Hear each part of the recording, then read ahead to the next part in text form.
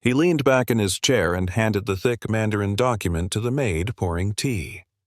"If you can translate this," Thomas Whitmore smirked, his voice laced with mockery, "I'll give you my first month's salary, $400,000. Laughter erupted around the polished oak table. The chandelier overhead shimmered with pride and power. To them, this was after-dinner entertainment, nothing more than a joke at the expense of the help. But Maria Sanchez didn't flinch. She simply set the teacup down, wiped her hands on her apron, and nodded. Once, silently. The room paused for half a breath, just enough for unease to flicker in Thomas's eyes. Then the moment passed and the laughter resumed. No one imagined that quiet nod would unravel the empire they'd spent decades building, and Maria, she was just getting started. Maria didn't say another word that evening. She simply cleared the glasses, adjusted the curtains, and disappeared down the hallway like she had done every night for the past 20 years. To most people in the Whitmore estate, she was background noise, quiet, reliable, invisible. She brewed the coffee before the sun came up. She knew which suit Thomas preferred for investor calls. She remembered birthdays no one else did, but no one ever asked where she came from, or what she did before folding linens and dusting bookshelves. She lived in the small guest unit above the garage. Neat, modest. A bookshelf stood in the corner filled with worn paperbacks in 3 different languages. Tucked inside one of them was an old ID card, faded, in Spanish. The name, Dr. Maria Alejandra Sanchez. She hadn't looked at it in years, but tonight, after that offer, she opened the drawer, and she pulled it out. Maria sat at her tiny kitchen table, the ID card still resting under her fingers. The edges were worn, the photo slightly faded, but the eyes staring back were unmistakably hers. She hadn't used that name, Dr. Maria Alejandra Sanchez, in over 2 decades. With a quiet sigh, she reached for her old laptop. It took a full minute to boot up, humming louder than she remembered. She opened her email and hesitated only briefly before typing a name into the tow field, Dr. Daniel Clark. Her hands hovered over the keyboard. "I hope this finds you well. I apologize for the hour, but I have something I need help with. Urgently." Attached a blurry photo of the Mandarin document. She stared at the screen. Then, as if ripping off a bandage, she clicked send. She hadn't spoken to Daniel in 10 years. But tonight, she had no choice. The reply came faster than she expected. Maria was rinsing out her teacup when the familiar ping echoed from her laptop. She dried her hands slowly. Her heart picked up pace, not fear exactly. Something older. Something deeper. The email subject line read, "Is it really you?" She clicked. "Maria, I thought you were gone. Caracas, the university, the purge. Everyone said you didn't make it out. And now this. Where have you been all these years?" Her hands trembled slightly as she typed, "Alive. Quiet. Cleaning other people's lives while burying my own. Can you help me read this contract?" Dr. Clark's response came a minute later. "This document isn't just complex, it's dangerous. It gives unrestricted back-end access to whoever signs the dotted line." "Maria, where did you get this?" She stared at his words, then whispered to herself, "I cleaned the floor where it was thrown." And she meant that. Literally. She closed the laptop, but didn't move from the table. The silence in her apartment felt heavier tonight, like even the walls remembered. Maria stood across the room and opened the tall wooden cabinet in the corner. Behind a row of old paperbacks and dusty dictionaries, she reached for a small, leather-bound notebook. The spine cracked softly as she opened it. Inside, decades-old notes in Chinese legal structures, sentence breakdowns. On the last page, a single line written in Spanish, "Lo que se olvida no siempre está perdido." What is forgotten is not always lost. She ran her fingers over the words, remembering lectures, chalkboards, and the way her name once echoed in crowded halls. Not that long ago, she was Dr. Sanchez' respected published standing before hundreds. Now she was folding napkins for people who didn't know her name. But maybe, just maybe, that was about to change. Of course, Maria hadn't planned to answer that email tonight, but then again, there were many things she hadn't planned, like raising her sister's son. After she tucked the notebook away, she picked up her phone and stared at the last message from Julian, now 24, studying pre-med in Texas. Dia. They rejected my visa extension. They say we need to prove financial backing within the month or I lose everything. She had read it 3 times earlier and still hadn't replied.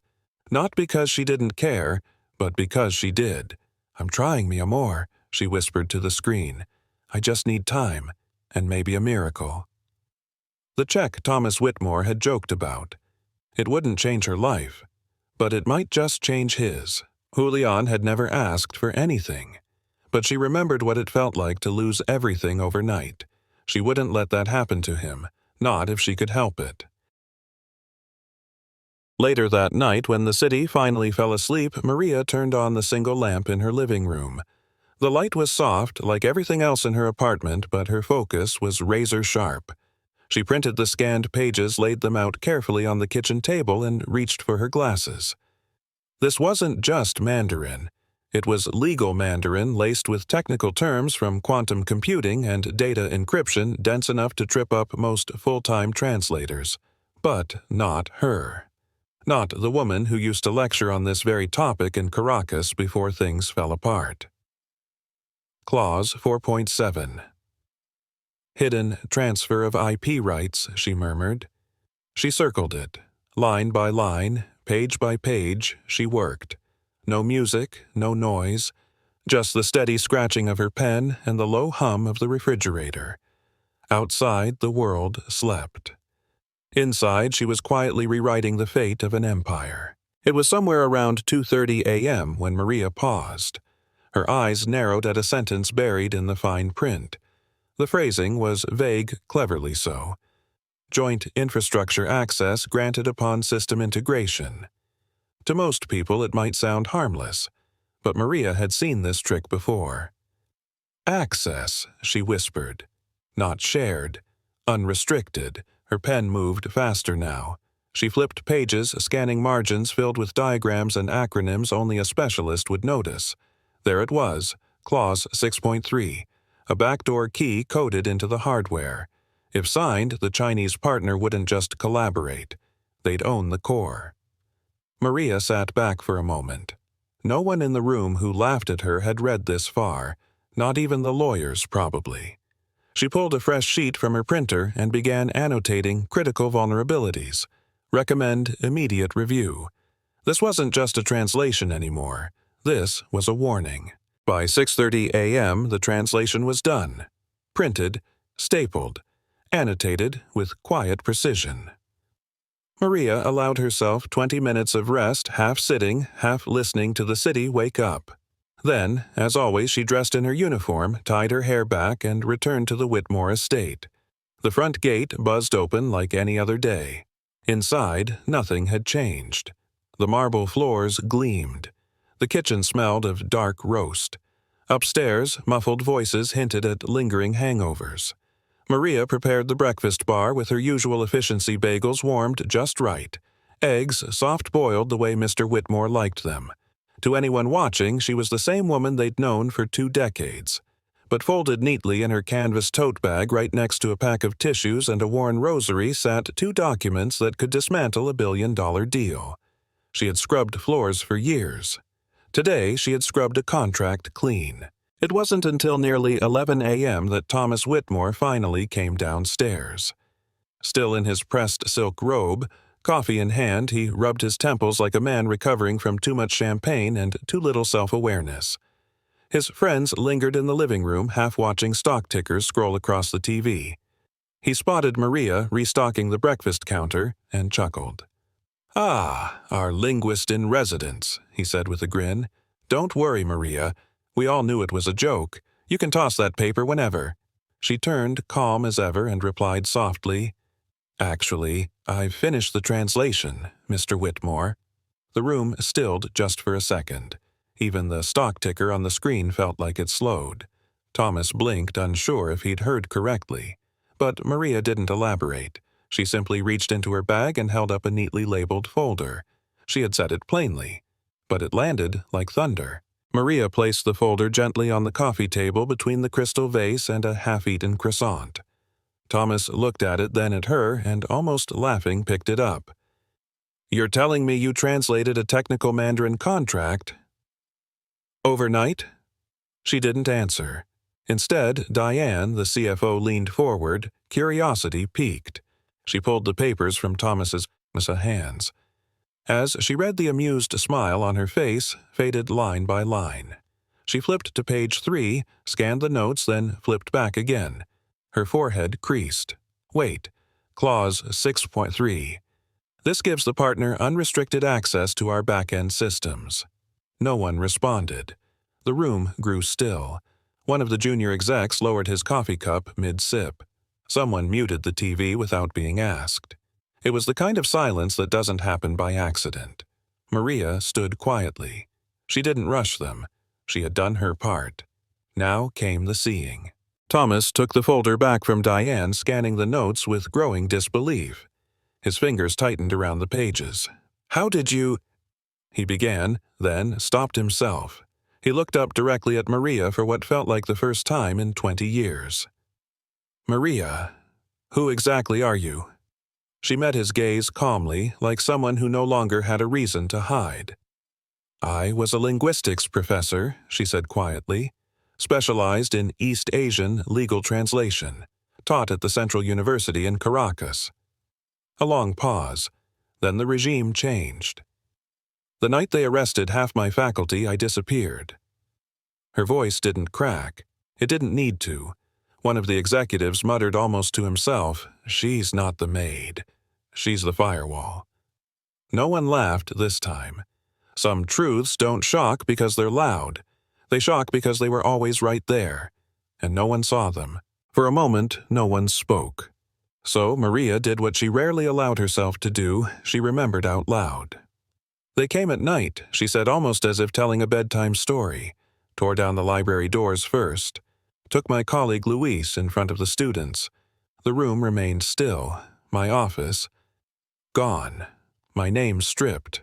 I packed one bag, took my nephew, and never looked back." She didn't raise her voice. She didn't need to. You start folding napkins and keeping your head down long enough, people forget you ever had a voice. Her hands rested gently on the edge of the coffee table. But just because no one asks doesn't mean the story isn't still there. And for the first time in 2 decades, Maria stopped hiding the woman she used to be. Not for revenge, just because the silence had lasted long enough. Thomas leaned forward, elbows on knees, as if trying to shrink the space between them and the years he'd never bothered to ask about. Maria didn't flinch. "When I arrived in the U.S., she said I spoke 4 languages, had 2 degrees, but no papers, no credentials that mattered here. I had no time to start over. I had a child to raise, mouths to feed. So I picked work that didn't ask questions." She glanced at the floor, not in shame, but in memory. "I learned to disappear in plain sight. It was safer that way. For me. For my nephew." One of the younger executives whispered, "But why didn't you ever say anything?" Maria offered a small smile. "Because no one ever asked. Sometimes invisibility isn't about being hidden. It's about being seen and still ignored. And in this house, she had mastered both." Thomas stared at the floor for a long moment, then back at her, this woman he'd walked past 1,000 times and never once truly seen. "You could have let me sign it," he said quietly. "Let the whole thing fall apart. After how I treated you." Maria didn't answer right away. She took her time. Then simply, "I didn't do it for you." Thomas looked up. "I did it because what happens to this company affects more than just your reputation," she continued. "It affects the people who stock your shelves, clean your floors, make your coffee. People like me. People with families, too." She smoothed the edge of her apron. Her voice remained steady. "If the ship sinks, we all go down. Even the ones you forgot were on board, and just like that, the hierarchy in the room cracked. Not loudly, but enough. No one in the room had anything left to say." Diane silently gathered the papers. The other executives exchanged glances, sober now in a way that had nothing to do with alcohol. "We're pulling out of the deal," Diane said, her voice firm, effective immediately. Thomas didn't object. He didn't bark orders or slam fists. He just sat. His espresso had gone cold. The celebration playlist still looped quietly in the background, ironically upbeat. Maria didn't linger. She took a step back, hands folded, ready to return to the kitchen, to the space where no one ever noticed her. But before she could turn, Thomas finally spoke. "You saved us," he said, still staring at the floor. "You saved me." She didn't nod. She didn't deny it. Sometimes grace isn't loud. Sometimes it's just choosing not to let someone drown, even if they never learned your name. An hour later, Maria had already returned to her usual rhythm, restocking the fridge, wiping down the counters, when she heard Thomas on the phone. His voice unusually low. Yes? Clause 6.3 and 7.2. She caught both. A pause. Then, no, not legal. Not IT, the maid. He didn't even flinch, saying it out loud. From across the room, Maria didn't look up, but she heard every word. Thomas hung up and stood still for a moment, phone still in hand. Then quietly, as if talking to himself, their best guy missed it. But she didn't. In the other room, the TV carried on with market updates and tech forecasts. But here in this kitchen where nothing ever changed, something just had. And no one, not even the lawyers, could explain how the most important clause in a billion-dollar deal was caught by the woman who usually folded the napkins. It was nearly noon when Thomas found her again, this time not to give an order or ask for anything. Maria was folding clean dish towels at the counter, her movements calm, steady. He stood there awkwardly for a moment, then cleared his throat. "I owe you an apology," he said. She didn't stop folding. "Not just for yesterday," he added, "but for all the years I never asked, never looked." That made her pause. He took a slow breath, as if the words cost something. "I've built entire teams around the idea of talent. But somehow I missed the person right in front of me." She looked up, not with anger or even surprise, just patience. "You didn't miss me," she said gently. "You just never thought to look. And sometimes truth doesn't need to be sharp to cut deep, it just needs to finally be said." Later that afternoon, Thomas walked into his office, pulled open the bottom drawer of his desk, and removed his checkbook. For once, there was no hesitation in his movements, no performance. He found her in the hallway near the laundry room where the world still saw her as staff. "You remember what I said last night?" he asked, holding out the slip of paper. Maria glanced at the number $400,000, then looked back at him. "It was a joke," she said quietly. It was he admitted. "But this isn't." She didn't thank him. She didn't need to. "That amount," she said, folding the check carefully, "will get my nephew through medical school. He wants to help people." Quietly. Thomas nodded. She didn't take the money to reward herself. She took it to make sure someone else would never have to disappear just to survive. And that mattered more. The next day, Thomas knocked gently on the frame of the staff room door, something he'd never done before. Maria looked up from a tray of folded linens. He held a manila folder in his hand. "There's an opening," he began, "in our International Compliance Division. We need someone who understands both language and subtext. Someone like you." He wasn't offering charity. He was offering trust, finally. Maria closed the lid on the linen cart before responding. "You want to put me on your payroll with a new title, a new desk, but I'll still be the same woman people overlook in meetings." Thomas hesitated, then said, "Not if I have anything to do with it." She studied him for a moment, then spoke firm, measured. "Then here are my terms. Sometimes change doesn't come from being invited in. It starts when you set your own seat at the table." She didn't ask for a corner office, or a title with prestige. What Maria asked for was respect. "No announcements. No LinkedIn post. I don't want press." Thomas nodded. "I'll work as a private contractor. Remote when needed. No photographs, no conferences." Another nod. Then she paused. "And one more thing," she said, looking him straight in the eye. "No more jokes at the expense of the staff. Not in meetings, not in hallways, not ever." It wasn't a request. Thomas swallowed the weight of her words, landing harder than he expected. "You have my word," he said, "and I understand it'll take time to prove that." Maria offered a short nod.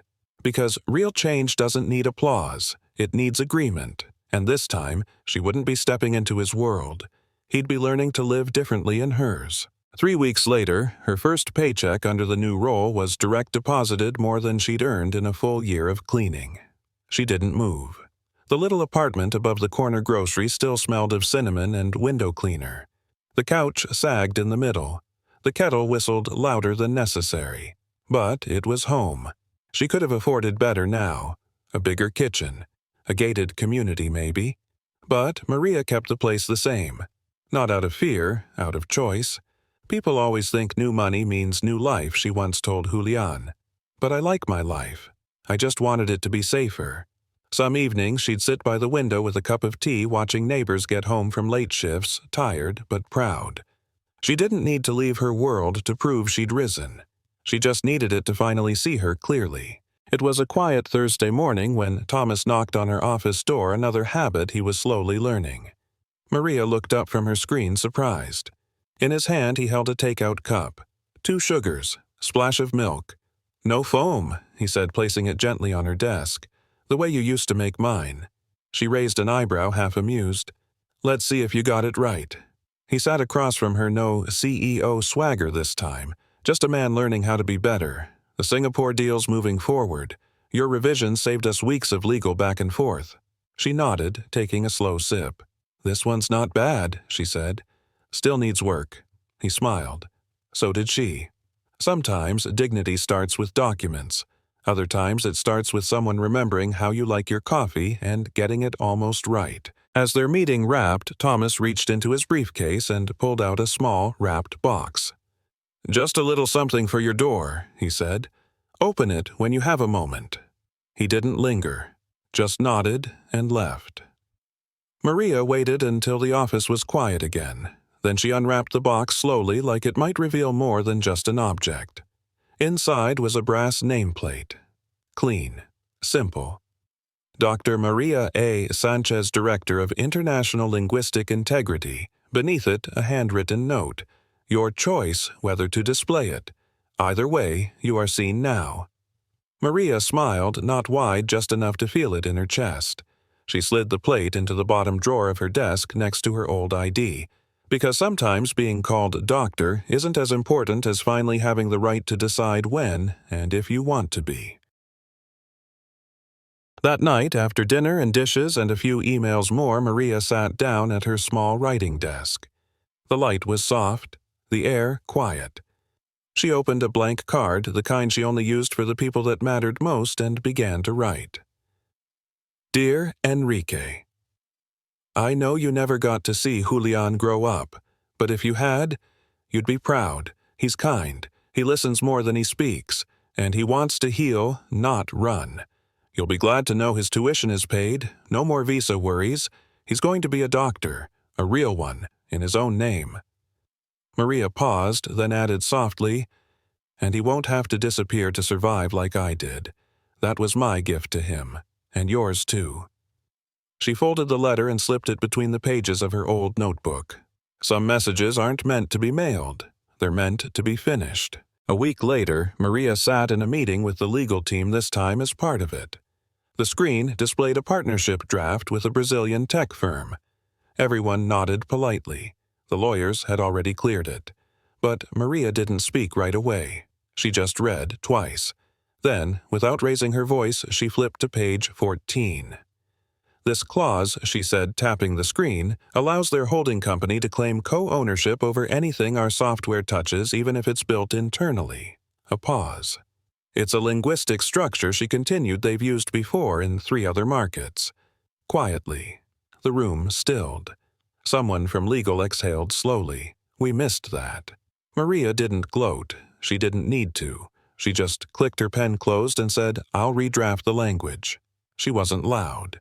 She was necessary, and, for the first time, everyone in the room knew it. Not long after the meeting, whispers began to circulate.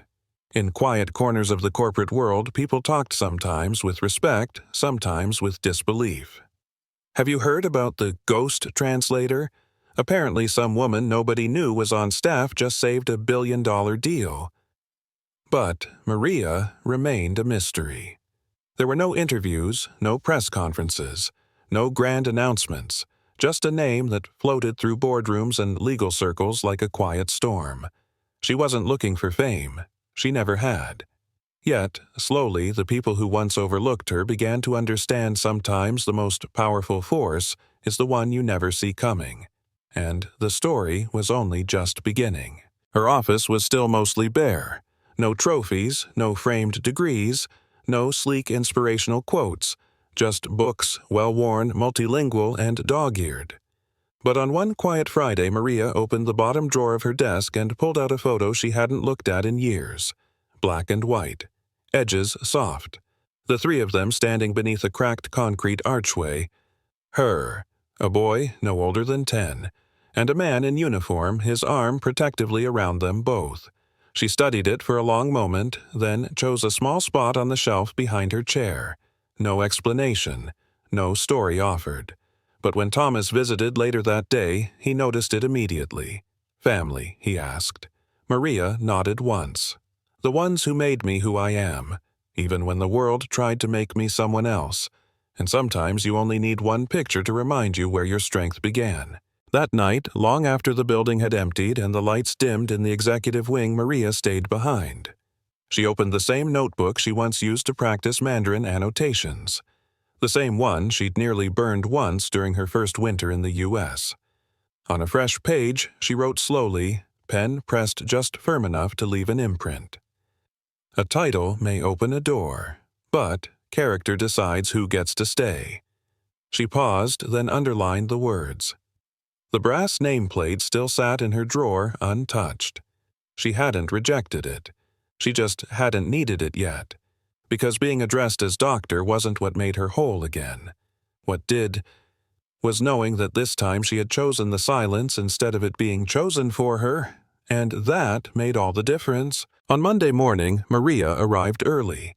The hallway smelled of fresh coffee. Papers rustled in nearby offices. Life, as usual, moved forward. She walked past her office door, paused, then opened the drawer. The brass nameplate still lay inside, unchanged. She held it in her hands for a moment, running her thumb over the engraved letters, Dr. Maria A. Sanchez. She didn't put it up. Not because she was hiding, but because she no longer needed a nameplate to feel seen. She smiled, slid it back in, and quietly got to work. Because some victories don't shout. They plant themselves deep like roots, and grow steady without needing the sun's permission. And if anyone asks what happened to the woman who used to mop floors in silence, tell them she didn't disappear. She simply stood up and chose to be visible on her own terms.